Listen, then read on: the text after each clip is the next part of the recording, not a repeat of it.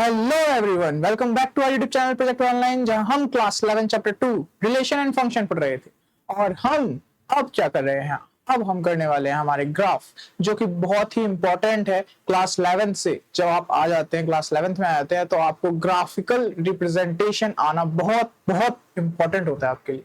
सो graph के बारे में हम पढ़ रहे थे लास्ट क्लास में भी, और इस क्लास में भी हम उसको कंटिन्यू करेंगे। तो चलिए शुरू करते हैं।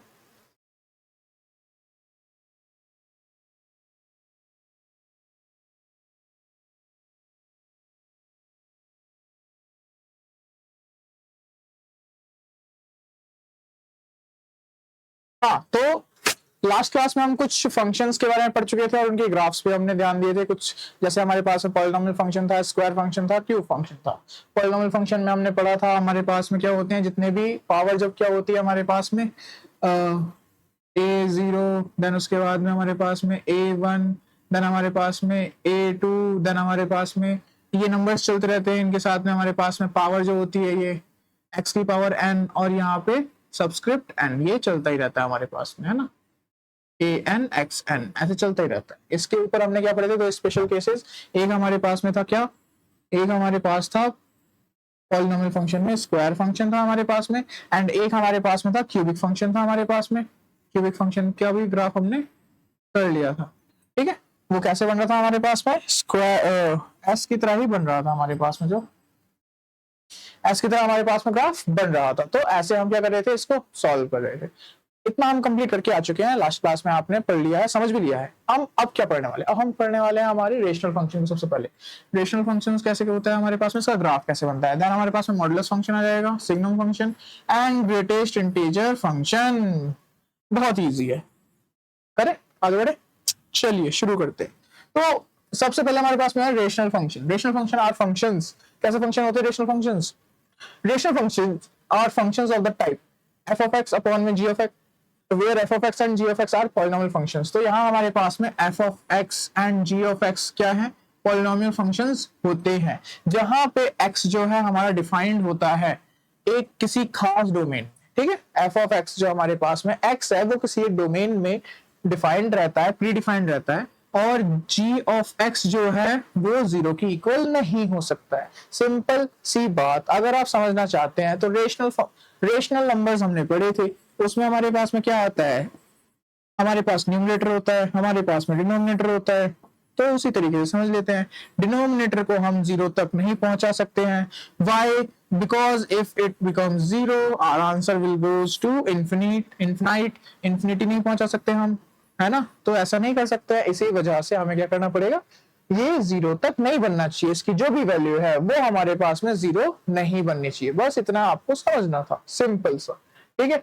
तो g ऑफ x हमारे पास में क्या नहीं होना चाहिए, जीरो नहीं होना चाहिए। इसी वजह से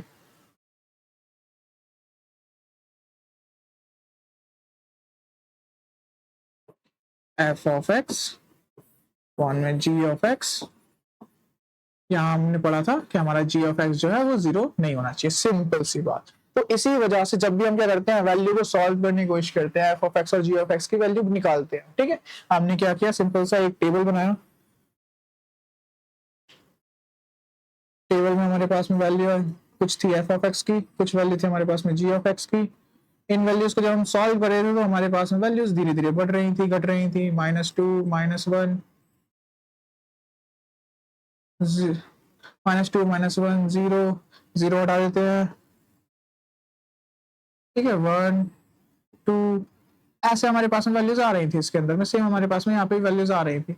तो जब हम क्या करते हैं, इसका ग्राफ बनाते हैं, तो ग्राफ हमारे पास में क्या करता है, यहाँ पे देखो अगर आपको दिखाई दे रहा है, तो ग्राफ हमारे पास में क्या होता है, ये ग्राफ जो है सिंपल सा हमारे पास में, ये ग्राफ शो होता है कि क्या हो रहा है हमारे पास में, जीरो तक जा रहा है। क्या हो रहा है, यहाँ से बनाया अगर हम, जीरो तक जा रहा है, जा रहा है, जा रहा है, जा रहा है, जा रहा है, जा रहा है, जा रहा है, but it is not getting, मतलब कि हमारे पास में जीरो बन नहीं रहा है, ठीक है। जीरो नहीं बन रहा है, ये बहुत क्लोज तक जा रहा है जीरो के, वेरी नियर, 0.0.9 जा रहा है वो, 9.999999999 पहुंच चुका है हमारे पास में, लेकिन जीरो नहीं बना है हमारे पास में, ठीक है, जीरो के बहुत नियर में हमारे पास में 0.000000000.9999999 बहुत है हमारे पास, लेकिन ये हमारा क्या नहीं है, ये हमारे पास में जीरो नहीं बना है, क्योंकि जीरो अगर ये बन गया तो हमारे पास में क्या होगा, ये फंक्शन ही चेंज हो जाएगा, रेशनल फंक्शन से हट जाएगा, हमारे पास में इनफिनाइट नंबर नहीं बता सकते हम इसी वजह से, सिंपल सी बात। तो यही चीज हमारे पास में क्या होती है, ये ग्राफ हमारे पास में ऐसा इसका बनता है।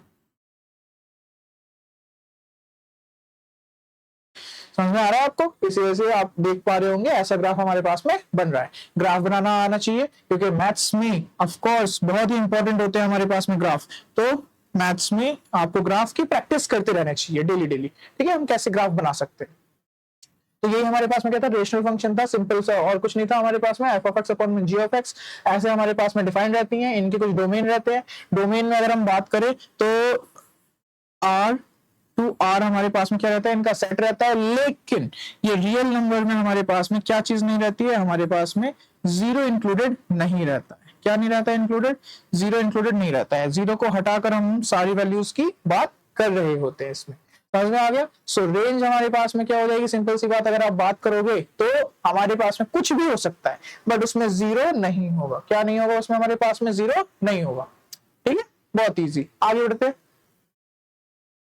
हमारे पास में the modulus function, the modulus function ये क्या होता है, मोड के बारे में पढ़ा हमने अभी तक।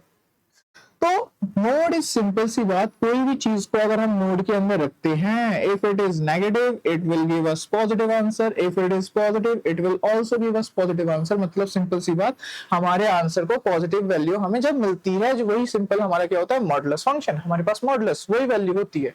सो मॉडुलस फंक्शन भी वही हमारे पास में बताने की कोशिश करता है, the function of f R to R defined by f x equals to mod के अंदर हमारे पास में क्या है, x। ठीक है, ये हमारे पास में रिप्रेजेंटेशन ऐसे दिया हुआ है, हमारे पास में फंक्शन को डिफाइन किया हुआ है ऐसे। For each x belongs to r, x की सारी वैल्यूज r हमारे रियल नंबर से बिलोंग करती हैं, is called modulus function for each non negative value. Values क्या होनी चाहिए भाई, व्हाट इट क्या होनी चाहिए हमारे पास में, क्या होनी चाहिए, सो नॉन नेगेटिव वैल्यूज होनी चाहिए हमारे पास में, नॉन नेगेटिव वैल्यूज। ठीक है, समझ में आ गया, x की वैल्यूज नॉन नेगेटिव होनी चाहिए।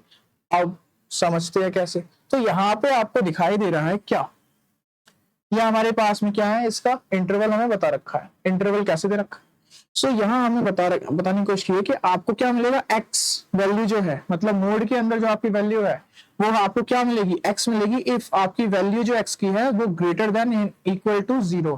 क्या है आपके पास में, greater than equal to zero. It means all positive values. समझ में आ गया, greater than equal to zero मतलब ऑल पॉजिटिव वैल्यूज, प्लस में हमारे पास में जीरो, दो वैल्यूज हमारे पास में। और x की वैल्यू मोड के अंदर आपको क्या मिलेगी, नेगेटिव मिलेगी। मोड में आपको क्या मिलेगी, नेगेटिव मिलेगी, अगर आपकी वैल्यू जो पहले से ही क्या है, लेस देन जीरो है, तो इसका मतलब ऑल नेगेटिव वैल्यूज। समझ में आ गया।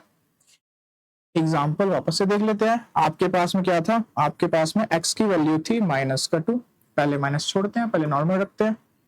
नॉर्मल में हमारे पास में क्या था, 2 था आपके पास, आप इसको मोड के अंदर वैल्यू को रखोगे, मोड x करोगे, इसका मतलब क्या हो जाएगा हमारे पास में 2, जो कि आपको वैल्यू देगा क्या, जो कि आपको वैल्यू 2 ही मिलेगी। लेकिन अगर हमारे पास में क्या होता है, अगर x की वैल्यू हमारे पास में -2 रहती है, सो यहां से अगर हम इसको मोड के अंदर रखते हैं, सो क्या था हमारे पास में, अगर x की वैल्यू नेगेटिव रहती है तो नेगेटिव होने पे हमारे मोड के अंदर जो x होता है वो ऑटोमेटिकली पहले क्या हो जाता है, नेगेटिव हो जाता है। क्या हो जाता है, नेगेटिव हो जाता है।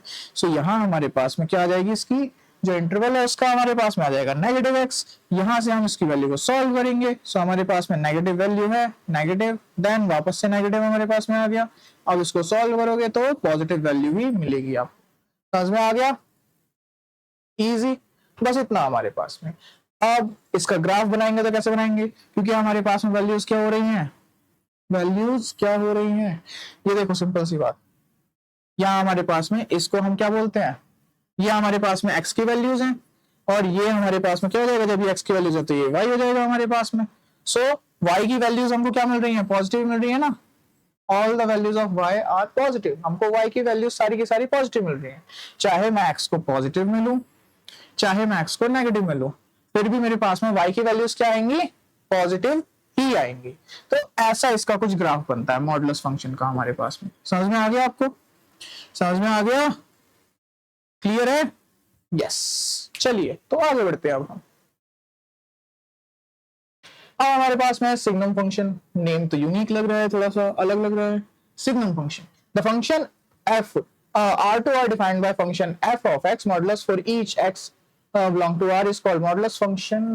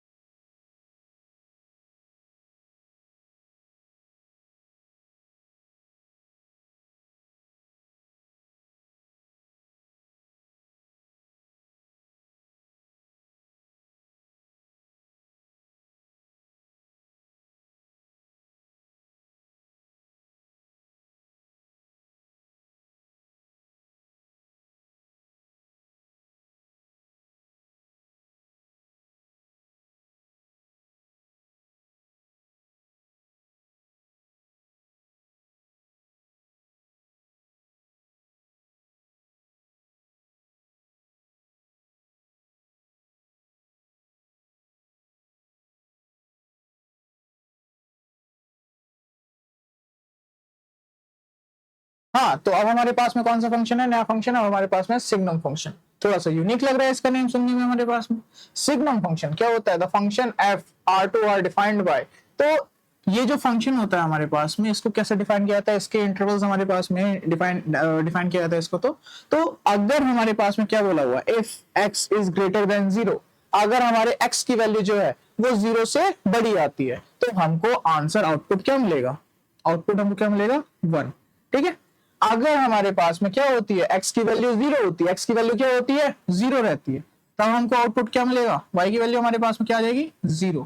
अगर हमारे पास में x की वैल्यू क्या रहती है 0 से छोटी, मतलब नेगेटिव रहती है, अगर यहाँ पे हमारे पास में ऑल पॉजिटिव वैल्यूज रहती हैं, तो हमें आंसर मिलेगा ऑलवेज 1, ऑलवेज 1। अगर हमारे पास में इक्वल टू 0 होती है तो हमें आंसर मिलेगा ऑलवेज 0, ऑलवेज 0।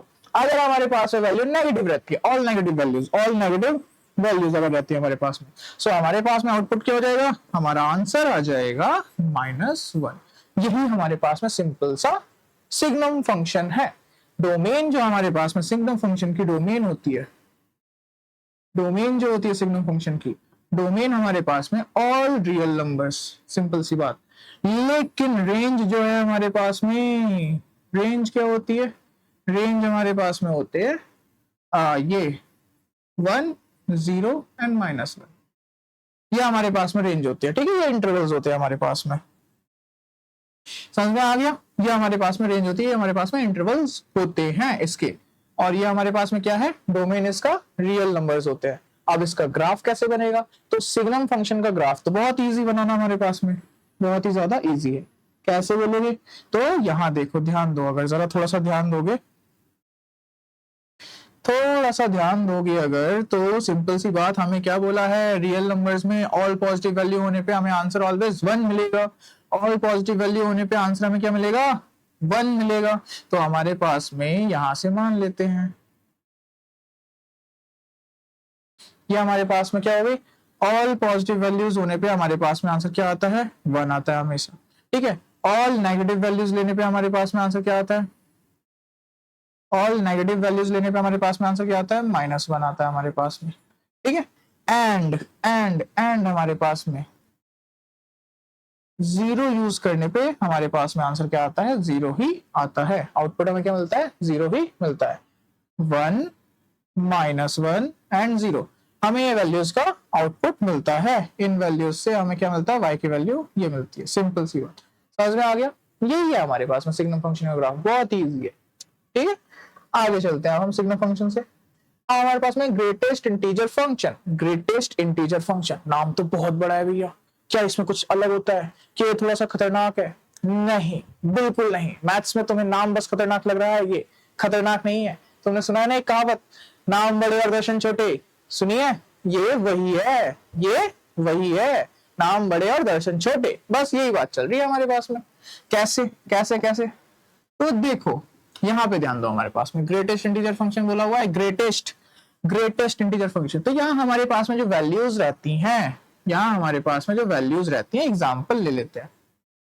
ठीक है, एग्जांपल पहले definition, the function of F, the function F R2 are defined by f of x equals to x belongs to R, assume the value of greatest integer less than or equal to x, less than or equal to x, such a function is called the greatest integer function। अब ये यहाँ पे क्या बोल दिया, इसको हमें तो कुछ समझ में नहीं आया, यहाँ पे तो बहुत ज्यादा कंफ्यूजन हो गई, अचानक से ग्रेटेस्ट भी बोला है, लेस भी बोला है, क्या बताने की कोशिश कर रहा है यहाँ पे। तो समझो, मैं एग्जांपल देता हूँ आप लोगों को। एग्जांपल के लिए हमारे पास में क्या है, एग्जांपल के लिए हमारे पास में एक क्वेश्चन ले लेते हैं, एग्जांपल ले लेते हैं। हमने मान लिया हमारे पास में x था, जो कि हमने डिफाइन कर दिया है, x की वैल्यू अगर हमारे पास में लेस देन और इक्वल टू हमारे पास में क्या होती है 1 एंड हाँ, लेस देन और इक्वल टू -1 एंड 0 से ग्रेटर होती है अगर हमारे पास में, सिंपल सी बात है। ठीक है, तो हमारी जो वैल्यू आएगी, हमें फाइनल आंसर जो मिलेगा,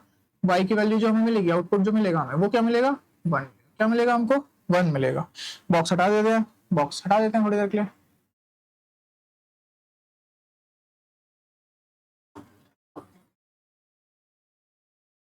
बॉक्स हटा देते हैं थोड़ी देर के लिए। अगर हम देखें अब यहाँ पे, तो हमारे पास में क्या होगा 1, माइनस का 1 आएगा, माइनस का 1 आएगा। यही था हमारे पास में। वापस से देख लेते हैं। और अगर हमने क्या कर दिया है, हमने ले लिया 0 less than equal to x and greater than हमारे पास में क्या हो जाएगा 1, तो यहाँ हमारे पास में y की वैल्यू क्या हो जाएगी 0। अगर हमने क्या ले ली वैल्यू 1 लेस देन और equal to x less than हमारे पास में 2, तो यहाँ हमारे पास में आंसर क्या आएगा 1। ये समझ में आ रहा है आप लोग? तो यहाँ पे हमारे पास में वैल्यू क्या चल रही है, वैल्यू पे ध्यान दोगे तो -1 से 0 के बीच में जो वैल्यूज हम ले रहे थे, हम 1.1 1.2 1.3, अगर आप ऐसे लेते हो 1.2 1.4 1.6, कोई सी भी वैल्यू ले लो, कोई सी भी, सारी वैल्यूज को आप 1 से रिलेट करोगे। किससे करोगे? 1 से रिलेट करो। क्यों? क्योंकि हमें ये वही बताने की कोशिश कर रहा है, assume the value of greatest integer less than or equal to x, less than or equal to x, जो हमारे पास में क्या हो जाएगा, सिंपल सी बात, x की वैल्यू से या तो कम होगा या उसके इक्वल ही होगा, उससे ज्यादा हम नहीं मानेंगे, उससे ज्यादा नहीं मानेंगे। इसी वजह से इसका नाम क्या बोला जाता है, नाम बड़े और दर्शन छोटे। बिल्कुल, बस इतना सा होता है हमारे पास में। ये तो समझ में आ गया आप लोगों को? अरे बहुत स्मार्ट हो आप लोग, तो पता था मेरे को, है ना? तो ये हमारे पास में ऐसे क्या है, अब इसका ग्राफ बनाना होगा, तो ग्राफ कैसे बनेगा, इसका ग्राफ कैसे बनेगा? अरे बहुत ईजी है, मैं बता दूं। देखो ये रहा हमारे पास में। अब क्योंकि हमें क्या बोला हुआ है, हमें क्या बोला हुआ है, हम बड़ी वैल्यू तक तो पहुंच ही नहीं सकते हैं, सिंपल सी बात। हमें क्या बोला हुआ है, स्टेप बाय स्टेप। यहाँ से अगर हम देखते हैं -1 से, और यहाँ पे क्या है 0 तक लेके चल रहे थे, तो हमारे पास में आंसर क्या है, -1 ही आ रहा था।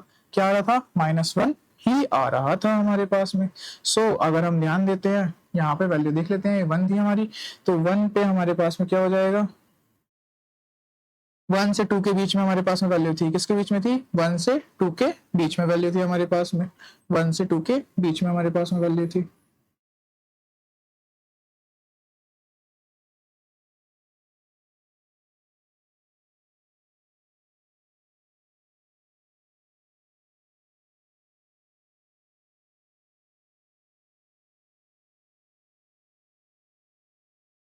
अब ये बोलोगे सर आपने स्टेप्स क्यों बनाए हुए हैं, ये हमारे पास में ये तो समझ में नहीं आ रहा कुछ। तो ये मैंने सर्कल, आपको पता है इंटरवल में इस सर्कल का मीन्स क्या होता है, इस सर्कल का मतलब होता है कि वो वैल्यू काउंट नहीं हो रही है, वो वैल्यू काउंट नहीं हो रही है, उससे पहले वाली वैल्यू काउंट हो रही है हमारे पास में, सिंपल सी बात। वो वैल्यू काउंट नहीं हो रही है हमारे पास में, उससे पहले वाली वैल्यू काउंट हो रही है हमारे पास में। तो यही चीज हमारे पास में क्या है, सिंपल सा, यही चीज क्या है हमारे पास में, सिंपल सा। तो ये देखो यहाँ से फिर हमने क्या किया, इसके पहले वाली वैल्यू हमारे पास में काउंट हो रही थी, फिर हमने क्या किया, यहाँ देखो, फिर इसके पहले वाली यहाँ तक जो वैल्यू थी वो काउंट हो रही थी, फिर इसके ऊपर में हम देखते हैं अगर, तो इसके ऊपर में हमारे पास में, इसके ऊपर में ये वैल्यू आ रही है हमारे पास। अब इससे थोड़ा और आगे जाते हैं तो ये वैल्यू नहीं आ सकती हमारी, यहाँ तक की वैल्यू आ जाएगी, ठीक है, यहाँ पे आएगी वैल्यू, यहाँ पे आएगी हमारे पास। क्या कह रहे हो सर, ये तो समझ में नहीं आया? अरे बहुत ईजी है, बहुत ज्यादा। हमने जिन दो के बीच में क्या लिया था, नंबर्स के बीच में इंटरवल लिया था, उन इंटरवल्स में से कौन सी वैल्यू को काउंट कर रहे थे हम, कौन सी वैल्यू को काउंट कर रहे थे, इन्हीं को तो काउंट कर रहे थे हम बस, है ना? हर बार हमारे पास में ये आ रहा है, -1 से 0 के बीच में हमारे पास -1 आ रहा था, 0 से 1 के बीच में 0 आ रहा था, 1 से 2 के बीच में 1 आ रहा था हमारे पास में। छोटी वैल्यू को ही हम इंक्लूड कर रहे हैं, बड़ी वैल्यू को इंक्लूड नहीं कर रहे हैं। समझ में आ गया? समझ में आ गया? हाँ समझ में आ गया। इसका एक बार स्क्रीनशॉट ले लो, नोट करो इसे।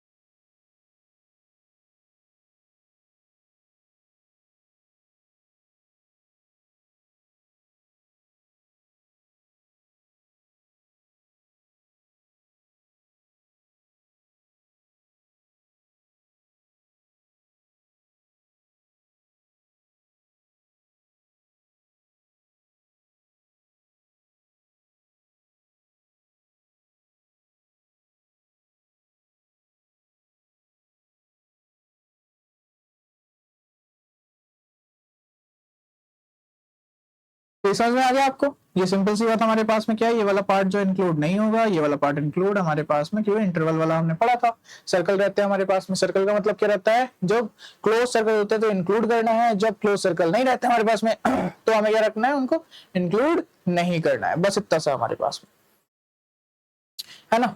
आगे देखें।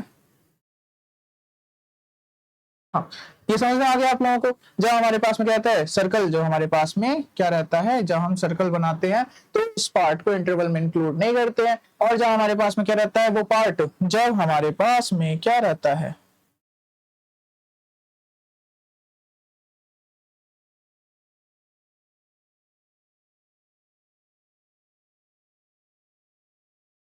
तो सर्कल को हम क्या नहीं करते हैं, इंक्लूड नहीं करते हैं, सिंपल सी बात है। हाँ, तो ये समझ में आ गया आप लोगों को? सिग्नम फंक्शन हमारे पास में क्या था, सिंपल सा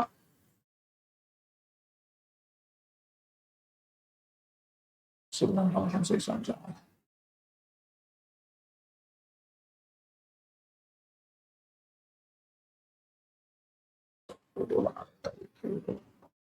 क्या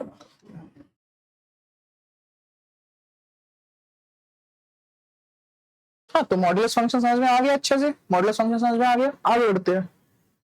सिग्नम फंक्शन हमारे पास में क्या होता है, the function f R to R defined by, अब यहाँ पे हमारे पास में कुछ इंटरवल्स दे रखे हैं, वो इंटरवल्स की वैल्यू अगर हम देखें तो जब भी हम क्या रखते हैं, एक्स की वैल्यू को greater than 0, it means all positive numbers हमारे पास में जब भी होते हैं, तो हमें y की वैल्यू आउटपुट हमारे पास में क्या मिलता है, 1 मिलता है, पॉजिटिव 1। क्या मिलता है, पॉजिटिव 1। जब भी हम क्या करते हैं, x की वैल्यू को नेगेटिव रखते हैं, मतलब कि हमारे पास में क्या रहता है, नेगेटिव रखते हैं हम वैल्यू को, तो हमारे पास में क्या मिलता है, जब भी हम वैल्यू को नेगेटिव रखते हैं तो हमको क्या मिलता है, y की वैल्यू जो होती है -1 मिलती है। और जब भी हमारी वैल्यू जो रहती है इक्वल टू 0 रहती है तो हमको y की वैल्यू भी क्या मिलती है, वो भी हमें 0 मिलती है। तो ये तो बस इतना सा था हमारे पास में, इतना ही समझ में आ गया आप लोगों को कि x की value positive, y also positive, x की value negative, y also negative, x की वैल्यू 0, y also 0, ये हमारे पास में होता है। इसका अगर आप देखोगे डोमेन, तो डोमेन हमारे पास में क्या आता है, इसका डोमेन हमारे पास में आते हैं रियल नंबर्स। और रेंज की अगर आप बात करोगे तो सोच के बताओ रेंज क्या होता है, एक बार जरा रेंज क्या होगा इसका। 5 सेकंड का टाइमर है, जल्दी से बताओ सोच के क्या होता है हमारे पास में।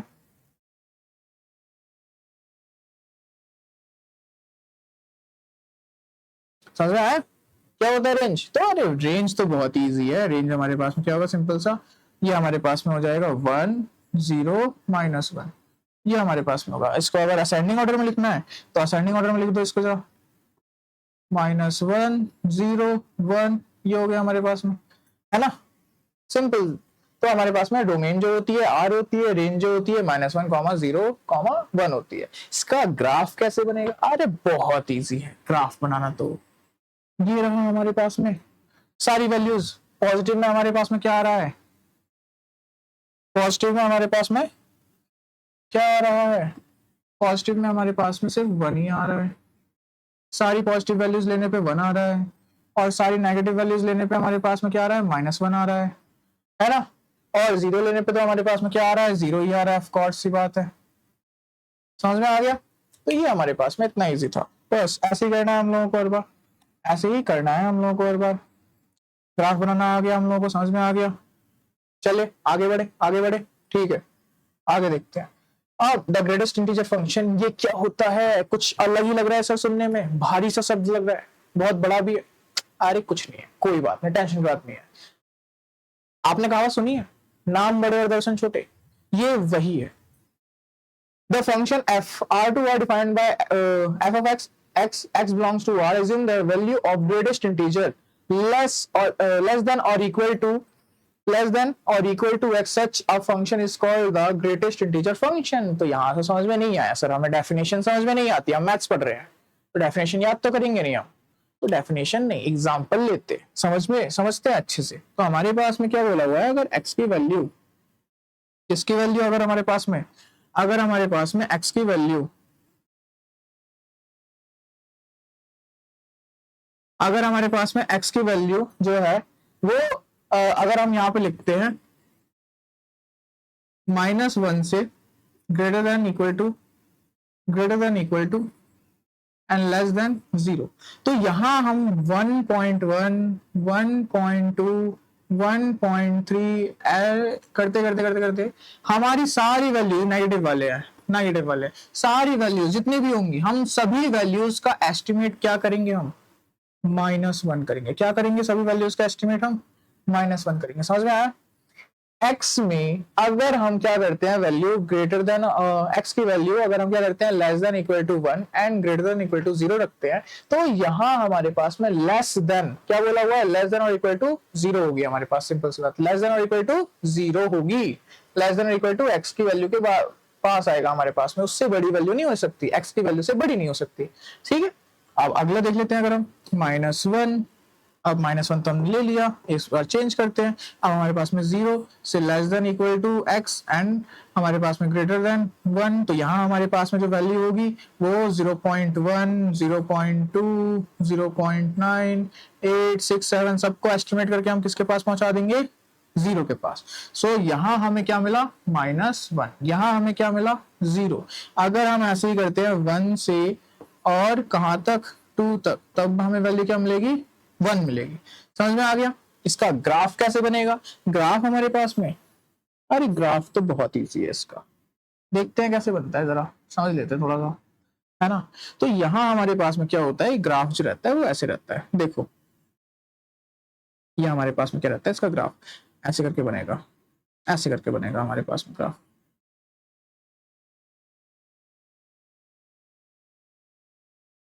अब आप बोलोगे भैया भैया ये सर्कल के बीच में स्पेस क्यों है, इनके बीच में ये पूरे क्यों नहीं है? अरे हमने पढ़ा था ना चैप्टर 1, क्या समझा था उसमें, जब भी हमारे इंटरवल में सर्कल रहता है वो भी ओपन सर्कल, तो इसका मतलब हम उस वैल्यू को कंसीडर नहीं कर रहे हैं, उससे पहले वाली वैल्यू को कंसीडर कर रहे हैं।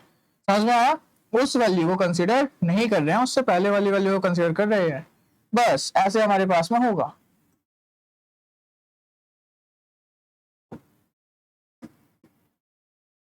उससे पहले वाली वैल्यूज कंसीडर करेंगे, उसको कंसीडर नहीं करेंगे। समझ में आ गया? अब देखो क्या लग रहा है, ये 1, 2, 3 ये स्टेप्स लग रहे हैं, स्टेप्स लग रहे हैं हमारे पास में। तो ग्राफ कैसा बनता है इसका हमारे पास में, स्टेप्स, स्टेप ग्राफ बनता है हमारे पास में, स्टेप वाइज ग्राफ बनता है, बहुत ही इजी है हमारे पास में। समझ में आ गया? ग्रेटेस्ट इंटीजर फंक्शन ऐसे ही करना है, बस इतना सही करना है बस ग्रेटेस्ट इंटीजर फंक्शन को। ठीक है, और कोई डाउट तो नहीं, चले आगे। हाँ, तो आज के लिए इतना ही। हमने ग्राफ ऑफ फंक्शंस को अच्छे से क्लियर कर लिया और समझ लिया है। होप आपको इसमें कोई भी डाउट नहीं होगा। आपको बस प्रैक्टिस करनी है, कंसिस्टेंसी बना करके रखनी है, क्योंकि आप खुद के लिए जितना कंसिस्टेंट रहेंगे उतना ही आपके लिए मैथ्स रहेगी। आप मैथ्स के साथ उतना ही ज्यादा अच्छे से तैयार रह सकते हैं, प्रिपेयर रह सकते हैं। तो चलिए आज के लिए इतना ही, बाय बाय। बने रहिए प्रोजेक्ट ऑनलाइन के साथ में।